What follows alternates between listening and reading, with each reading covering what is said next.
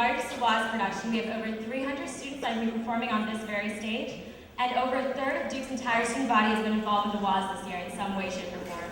So let's give it up to our amazing performers tonight. They're going to tap, they're going to step, they're going to shake it up on stage, and give you a show that you've never seen before. At this time, we'd like to hand off our mics to Duke Diya's presidents, Anshul Mittal And Ajay Tariq.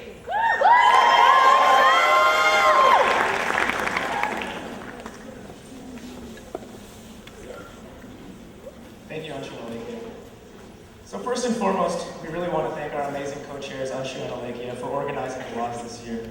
We can't say enough about their dedication, imagination, and enthusiasm for running this show. We've seen firsthand how much effort and love that they've invested in this year's production. And despite all of the sacrifices they've had to make, we can say with confidence that the hard work paid off, because as we're all about to see tonight, they put together one hell of a show. So congratulations, Anshul and Alekia, you did it. Awaaz has become one of the most anticipated events of the year for many Duke students, but its humble beginnings and gradual growth in popularity over the years is what makes this story truly special. Nearly 30 years ago, Awaaz began as a small cultural program in a Giles dormitory common room and featured only a handful of student performers in front of a modestly sized audience. But the appeal of the show was immediate, and over time, the scope of Awaaz has become grander and grander. Now, with the support and enthusiasm of Duke's student body, faculty, and administration, Awaaz is Duke's largest student-run production on campus. What began as a show that solely focused on celebrating South Asian culture has expanded to encompass performances and personas from all over the globe. But while Awaaz in many ways has come to embody multiculturalism on Duke's campus, it's easy to forget why we host Awaaz at this time of the school year. Awaaz was initially a show meant to celebrate Diwali, or the Festival of Lights, a holiday celebrated in India, Nepal, Sri Lanka, Myanmar, Bhutan, and other South Asian nations. Diwali festivities are full of tradition, song, food, and dance, but more importantly, they celebrate the wholesome values of being good to others, having purity in heart and mind, and having the strength to overcome adversity. And as the presidents of Duke Diya, we feel that these values are universal to all cultures, and that we can all find meaning in them. We hope that Awaaz's show has come to reflect such unity and solidarity in culture. We hope that you enjoy our show tonight, and that Awaaz 2013 encourages students, faculty, teachers, and other community members of all backgrounds and walks of life to celebrate multiculturalism here at Duke, and that this theme of inclusivity and community lasts long after the show is over tonight.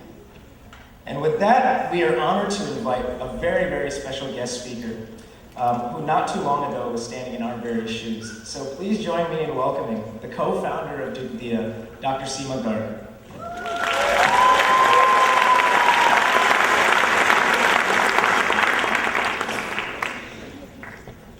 Thank you.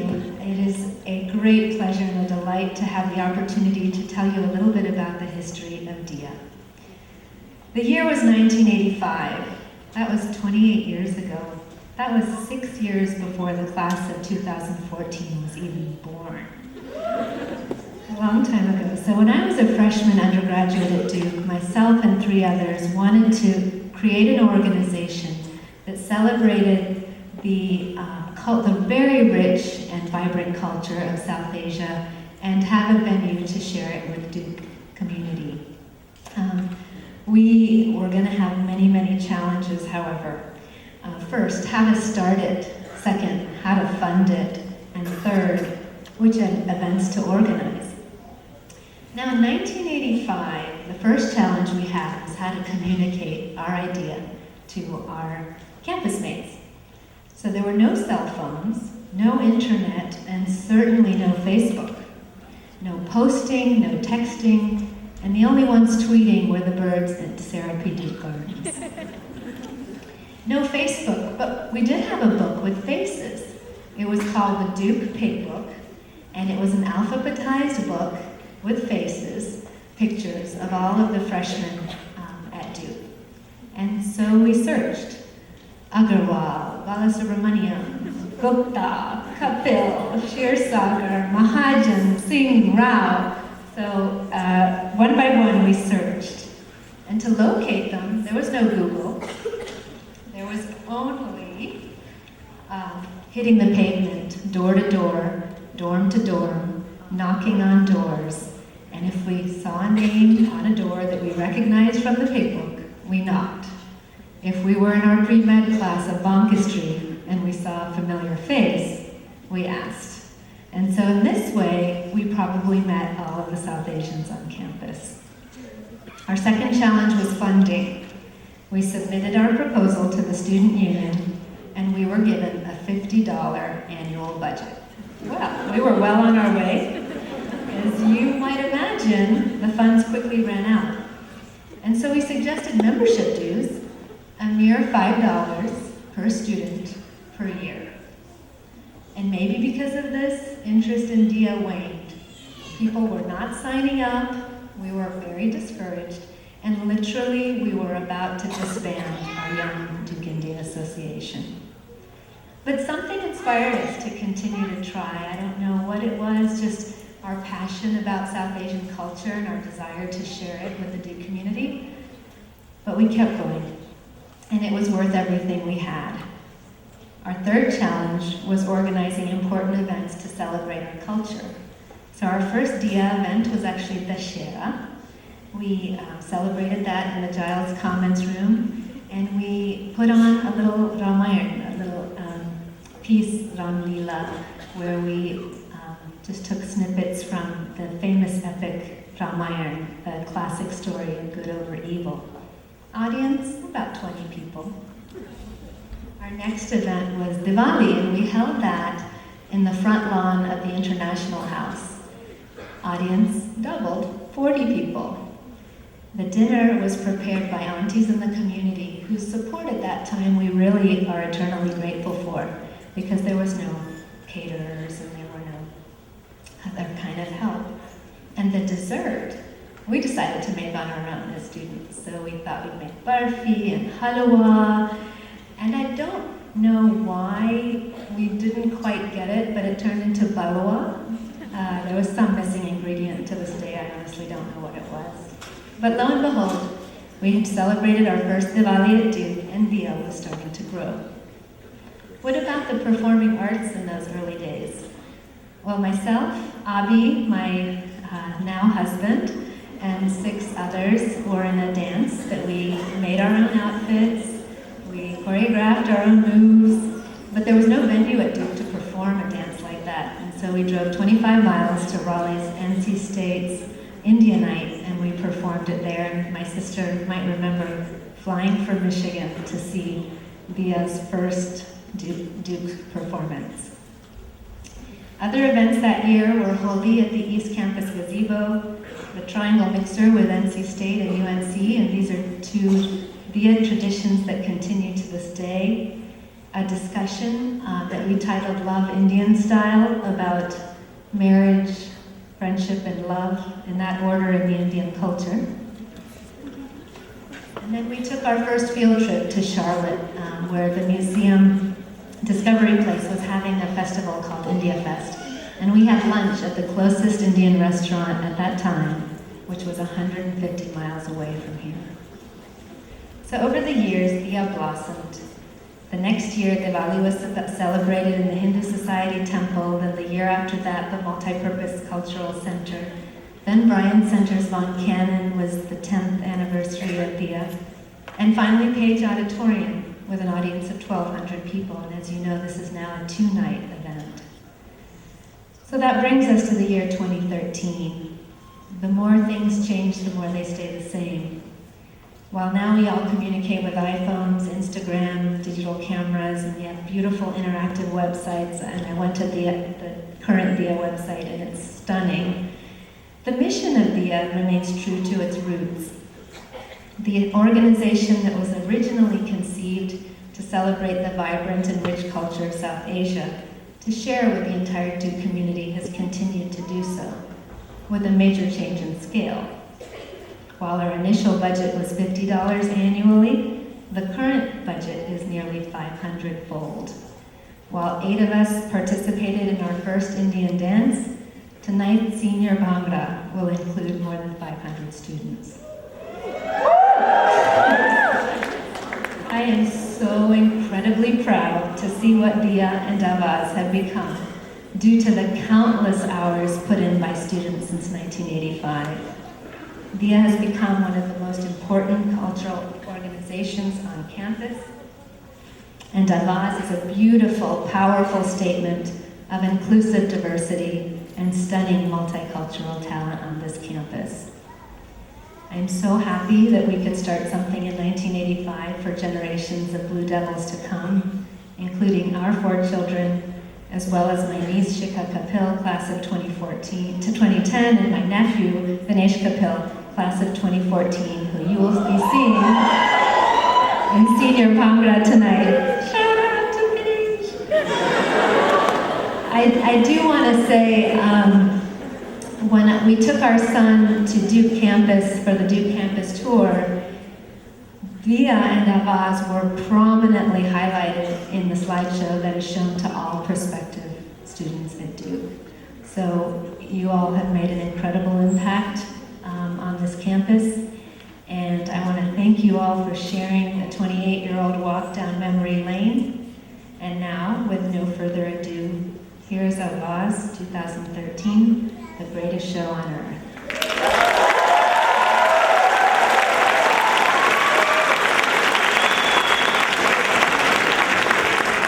Ladies and gentlemen, Coming to you live from Page Auditorium in Durham, North Carolina. tonight, burning up the dance floor, the freshest members of Duke bringing Freshman Dance.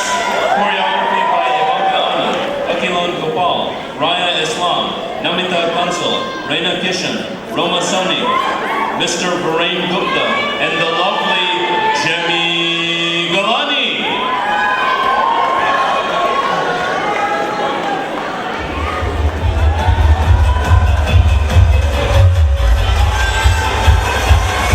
Thank you.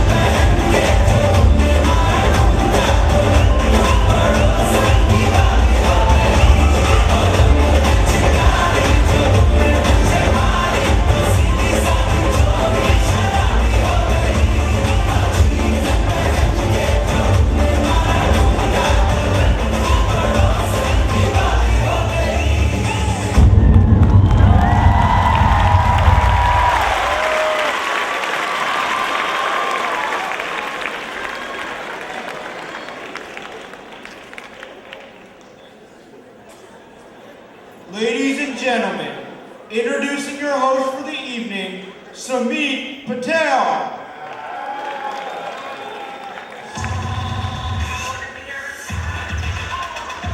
Reporting from DSB Studios, this is Grace Ovath. And I'm Madeline Prawn. Today's top story revolves around the hottest debate in the nation. Who should be America's next top Maharaja? The esteemed position of the Maharaja of America originated from the Indian Maharajas that ruled provinces of India for hundreds of years. And the word Maharaja is a Sanskrit title for a great king or high king. These high kings of Indian America have led vivacious lives in their roles of power in the last century. Famous Maharajas have included astronaut Kalpana Chawla, Sanjay Gupta, Deepak Chopra, and Kal Penn. And we all remember the bad ones like M. Night Shyamalan, and particularly Aziz Ansari from 3 years ago, who mandated an income tax of 10 samosas. What cruelty!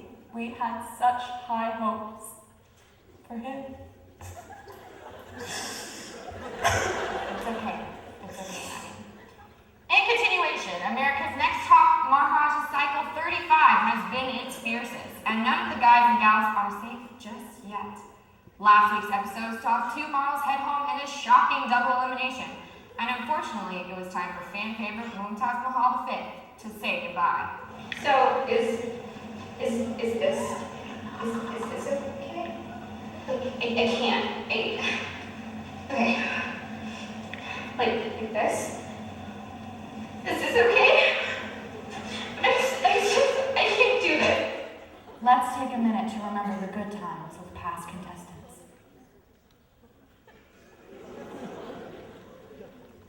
Bunti Kapoor, Bobby Patel, Bunny Chorabata, Barack Obama, Lucky Chopra, Deepak Broadhead, Bobby, Venki Patel, Mumtaz Mahal.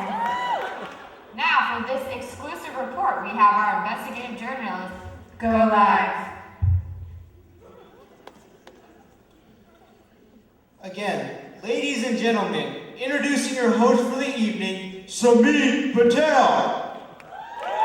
That's it? Get louder than that, come on! Let's go! Welcome everybody, welcome to Awaaz 2013, America's Next Top Maharaja! You guys have got to be loud today. My name is Samit Patel and I'm going to be your host for tonight.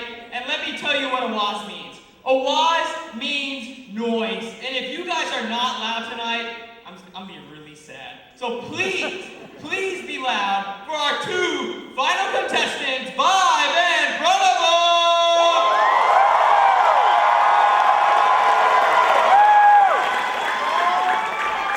Alright guys, alright. Now go absolutely crazy if you're here supporting Team Vibe!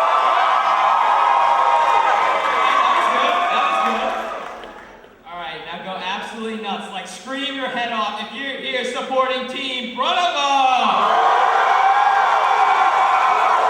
Alright, seems like the crowd really likes you guys. We're gonna ask you a few questions to gauge your interest, learn more about you, so here we go. Okay, first question. Gotta get my note card. What is your favorite Bollywood couple? This is easy. I'm a sucker for romantic comedies, and let me just sing you a line from my favorite one. Tum paas aaye, kuch kuch hota hai. Easy. Well, I'm more of a modern guy, I think. And I think it's all about Hrithik and Aishwarya and Machale!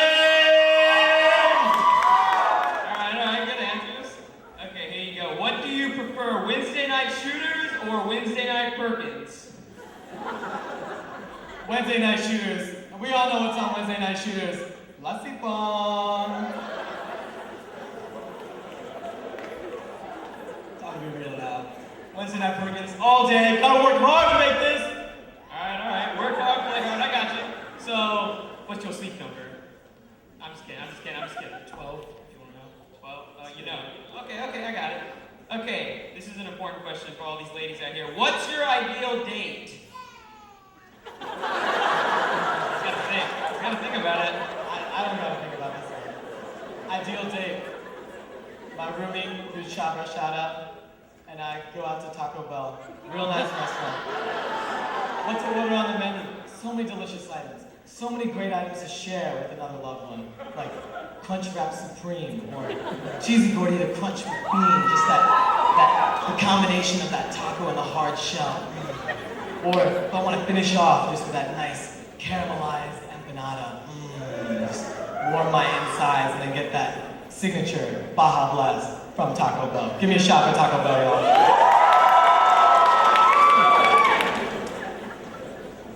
Me and my boo, you know, we go down to the Duke Gardens, Surfy Duke, thank you. And we just sit down, lay in a nice picnic blanket, and just roll down those hills. Some good answers, guys, good answers. This might be more important than the last question, actually. What's your favorite Pokemon? Squirtle! Quick answer there. I like to go classic, a really strong Pokemon, a Pokemon that really just no one can match. Magikarp. Every time Magikarp splashes, just Alright. Why do you want to be America's next top Maharaja? That's a great question, guys. Come on. You answered Pokemon. I mean, I guess I really want to be America's Next Top Maharaja because my father was America's Next Top Maharaja, my grandfather was America's Next Top Maharaja. What can I say? It's in the blood, the looks, facial hair, all of it. And I was destined to be here. It's my destiny to beat riffraff like this. Whoa. Well, this little riffraff is coming down from the streets, you know? I was the winner of Slumdog Millionaire, you know? You know what? My people were tired of this foolery that goes around in America's Next Top Maharaja. We are a place of importance. Cal Penn, he did so much good. And I think it's time to break this sort of tradition. It's my time. Alright, guys, last question. What's the favorite part of your body?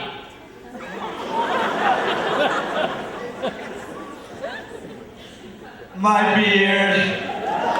I got it. Fear the beard. Fear the beard. All right, guys, we're going to be back to you after this short commercial break. Thank you very much.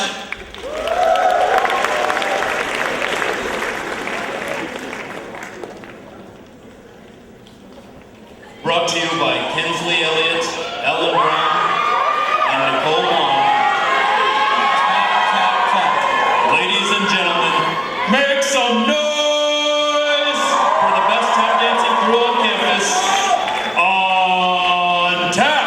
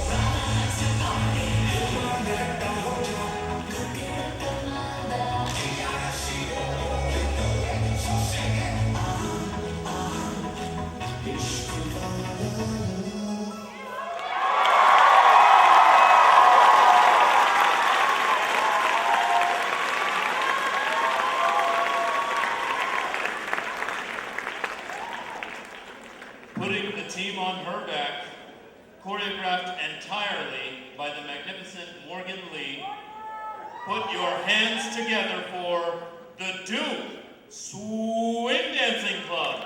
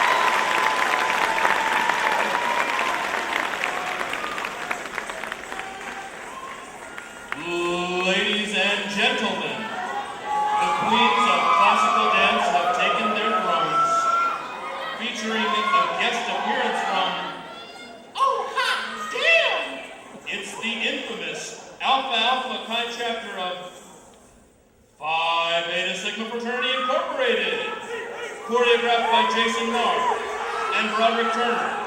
Join me in welcoming to the stage, Diya.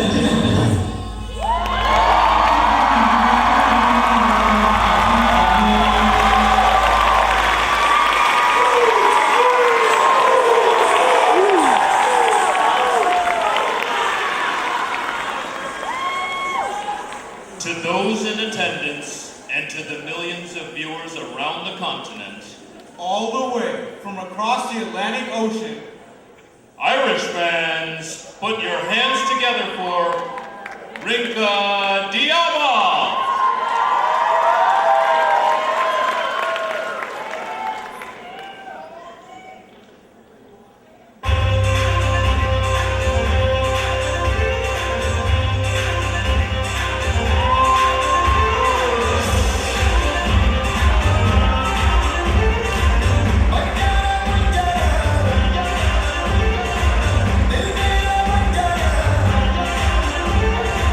They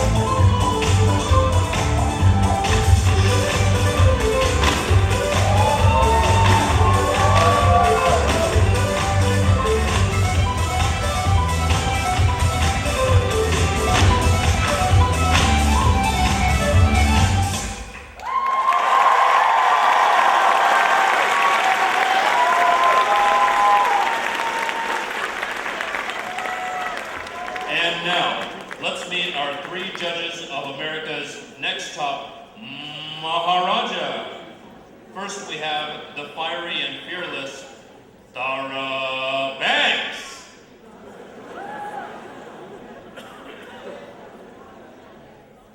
Next, the sassy songwriter, Miss J.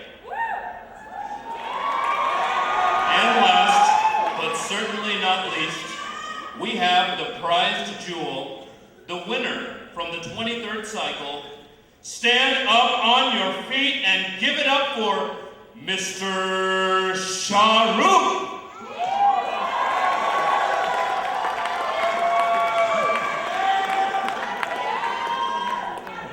All right, judges, now that we have our final two contestants, let's talk about some characteristics that they have to embody. I need someone fit, with chiseled muscles like mine. You remember that time I benched 5 goals? Fitness is my number 1. But Sean, you're fat. That is the new hot, baby. I told you not to go on that samosa diet. Okay, so you want someone fit. Well, Tyra Banks is newly single, and I think I want some young men in a very legal way. You know, I want someone to make my smiles, if you know what I mean. So, someone a little young. Yeah. We're looking for someone who's fierce. Someone who can walk the walk and talk the talk. Someone who knows their priorities in life. Fame, money, and good looks. Okay, so we want someone well-rounded, fit, and attractive. So let's talk about the fashion world. Like, what is the Maharaja fashion world looking like right now? The latest and greatest Maharajas have the silkiest, smoothest chest hair. Oh, chest hair! I love the chest hair. I was born with one silky strand. So, what does chest hair do in pictures? Well, chest hair makes you look fierce and diva-licious and most of all, rugged. Rugged? But they're both so small. No, I think Vi broke 5 feet last year. And in fact, kind of reminds me of you when you were younger. Yeah, maybe if I was 13. Oh, okay, alright. Let's not be mean. Wait, obviously, they have to know how to booty tooch. Okay, so booty tooch, what else? I need someone with a thick, juicy mooch. Okay. So I think we got the characteristics down. Now let's think about a competition that embodies everything you really need to know about being a model. You have to know how to walk and take pictures and know fashion. Oh, obviously, a pickup line competition. Because the most important things for Vi and Grandma are to get the ladies. So, pickup line competition. So everyone knows nobody reels in the ladies like me.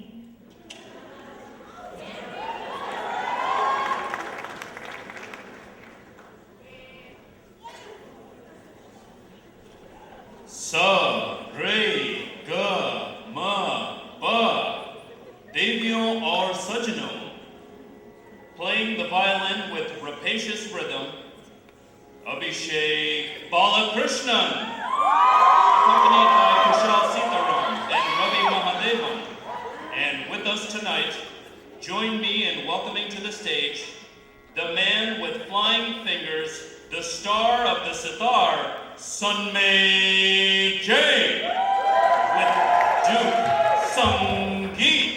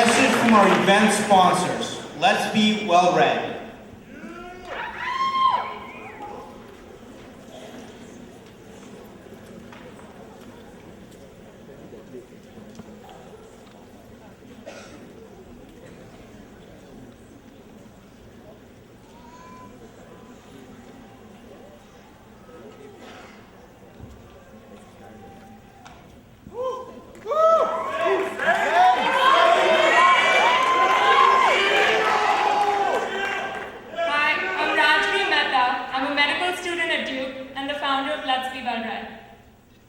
Hi, my name's Hussein Milani. I'm a first-year medical student, and we're all very excited and thrilled to be Diya's annual charity. Hi, I'm Ashma Chadha. I'm Shilpa Shader. And I'm Shil Patel, and we're on the executive board. 80% of India suffers from iron deficiency anemia. That's over 900 million anemic people. Anemia accounts for 65% of the maternal and fetal deaths in the country and is one of the leading causes of death in premature babies. Children who suffer from iron deficiency anemia have learning deficits that they cannot recover from. But the biggest problem is that anemia has a very simple solution. All you need is an adequate amount of iron in your diet, yet this massive problem still persists. Before we get into what it's like to be anemic, let's briefly talk about anemia. What is anemia? So basically, anemia is the lack of iron in a person's blood, which results in inadequate oxygen supply to your body. And as you can imagine, this can have severe devastating consequences. To understand some of these devastating consequences, let's focus on the life of one anemic woman in India. So like 75% of the children below the age of 5, this woman probably started off anemic because her mother was anemic. Normally when you think of a child, you think of someone who's energetic, enthusiastic, running all around the house, breaking everything they can get a hold of. But these children tend to be quiet, lethargic. They do not want to interact, they don't want to play. If this condition is neglected at this age, they can move on to school and suffer academically and physically. Academically, they cannot focus, concentrate, and their grades can suffer. And they have poor academic performances. Physically, many anemic people cannot climb a flight of stairs without feeling breathless and tired and exhausted. Later on, this can result in problems in pregnancy. Most anemic women tend to have multiple miscarriages, and many of them can never conceive. Lastly, anemia can be fatal. Anemia is a major silent killer in India. Like every part of your body, your heart needs oxygen as well. So anemia is an underlying cause of heart failure and heart attacks in India. So who is this anemic woman? Is this a certain kind of person? Does she belong to a certain group? Well, no. Anyone can be anemic. Anyone who neglects their diet can be anemic. They can belong to any socioeconomic group. They can have any level of education. So, someone that can be anemic can be just me. During my sophomore year as an undergrad at Brown, I suffered the consequences of low hemoglobin and low iron in my blood. And when I realized that I was one in over 900 million people in India who suffer from this condition, I wanted to do something to help them. As an anemic person, I couldn't walk up a flight of stairs without feeling exhausted. I suffered from multiple episodes of fainting, and I even experienced chest pain. And to imagine that there were 900 million people out there who went through this on a daily basis, I really wanted to make a difference in their lives. So in 2011, I started Let's Be Well Read to help India combat anemia. Initially, Let's Be Well Read started as a project to fill in gaps in previous government programs. We conducted anemia testing and treating camps in the urban slums of Mumbai, during which we interacted with over 5,000 anemic women. And what we found was that most anemic women were enthusiastic to add an iron-rich supplement to their diet after understanding the consequences of being anemic. But what they were looking for was a simple solution to their problem. They were looking for one single iron-rich food product that contained enough iron to suffice their daily iron requirement. Most of these women lead busy lives. They run households, work multiple part-time jobs. But when I surveyed the Indian market to try to help them, I found no such product. So after a year of effort, Let's Be Well Read created their very own Goodness bars. Goodness is a locally produced iron-rich nutritional bar that contains the WHO-recommended daily dosage of iron. And since then, Let's Be Well Read follows a two-pronged approach to combat the anemia crisis in India. One, we mobilize local communities for a local cause through our Health Scouts program. And second, as I just mentioned before, we provide a solution to this problem in the form of our Goodness bars. As part of the Health Scouts program, we educate high school students about anemia, and specifically the risks associated with them and the fatal consequences that can ensue. The idea here is to train high school students to spread awareness so that then they can partner with other local colleges, schools, and NGOs. Ultimately, we want to have a Health Scouts program in every state across India.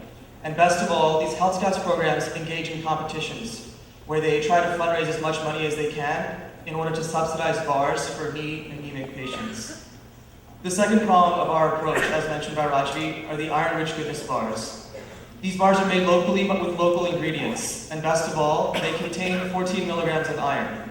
Now, the World Health Organization recommends 60 milligrams of iron per week, per person. And so, if someone eats 4 to 5 of these goodness bars per week, they have plenty of iron in their diet to suffice any anemic patient. And so the idea is, if they eat these bars, they have a chance to raise their hemoglobin. And these bars are sold locally, they're very cheap, and they're subsidized even more for needy patients. And they're actually quite tasty. You can try one during intermission. Now, just having a bar is not enough for us. We want this bar to be accessible. We want to make goodness sustainable, and we want it to be an affordable solution for everyone. We're addressing these challenges in 2 ways. One, we're setting up local production units. And as you can see in the photo on the far right, women are being trained how to produce these bars. They're learning how to manufacture, how to package them, and ultimately how to sell them as part of managed groups. The idea here is that we are promoting community engagement and empowering people to take control of their health through their own actions. So now you're doing something about it yourself. And we find these people by having camps, anemia testing camps, in rural areas and slums. And the idea, again, is to grow these production units across India. The second way in which we're addressing our goal is to introduce iron-rich goodness bars into the public schools by working with government officials, specifically in the state of Maharashtra. The idea is we want younger children to have access to iron in their diet, and if each child can have 1 goodness bar during his or her lunchtime per day, that would do wonders for them.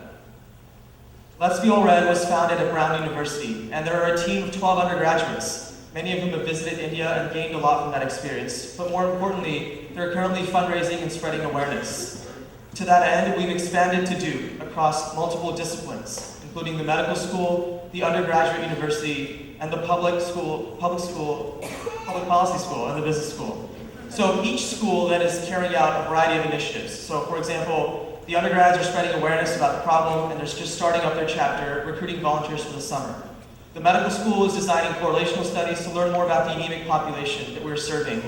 And the business school is working on a more sustainable business plan so that we can expand across India. So a little bit about the impact that the organization has had so far. In 2012, we had 100 Health Scouts working in 5 different schools in Mumbai. In just 1 year, we quadrupled that number to 400 Health Scouts working in 3 different states, including Tamil Nadu, Maharashtra, and Gujarat. Now, in addition to expanding our Health Scouts program, we've also increased our production capacity from 10,000 goodness bars in 2012 to 70,000 bars in 2013.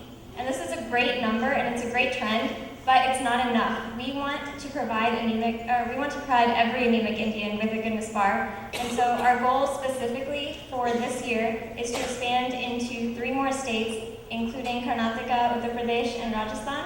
And your contributions can help us do this. So how can you help? You can help by trying one of our goodness bars outside during intermission. Every bar you buy subsidizes 3 bars for anemic Indian patients. Also, with only $10, you can provide anemic Indians with 3 months of goodness bars. In 3 months, someone's hemoglobin can go from an abnormal and low value to something that's high and normal. Also, you can join our listserv and learn more about info sessions for joining our Duke chapter. Now I move to Shield.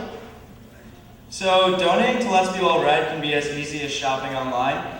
So if you download the simple and free browser extension from Simple to Give, you can show your support for our cause.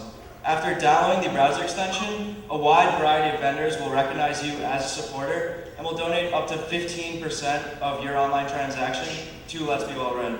So this includes a wide variety of vendors like Amazon and eCampus, which is perfect now that the holiday and textbook seasons are coming around the corner. If half the people in this audience bought a $50 textbook, that would donate almost $7,000 to Let's Be All Red, which could subsidize over 40,000 goodness bars. You can also donate directly through our website at letsbewellread.org. As Shilpa mentioned before, just $10 can make a drastic difference in someone's life. Also, stay tuned for our Indiegogo campaign, which will be launching very soon. But most importantly, you can spread awareness. You can tell your family members and tell your friends about Let's Be Well Read, and you can tell them to download and install the browser extension. And finally, if you'd like to show your support, please like us on Facebook at facebook.com/letsbewellread. So please stop by our table outside to learn more about Let's Be Well Read and the work that we're doing. And definitely don't leave today without trying our delicious goodness bars. Please help us combat anemia in India, spread goodness, and help us do this. Thank you for your support, and we hope you enjoy the rest of the show. Think will be America's next top Maharaja. Text your vote to 42388.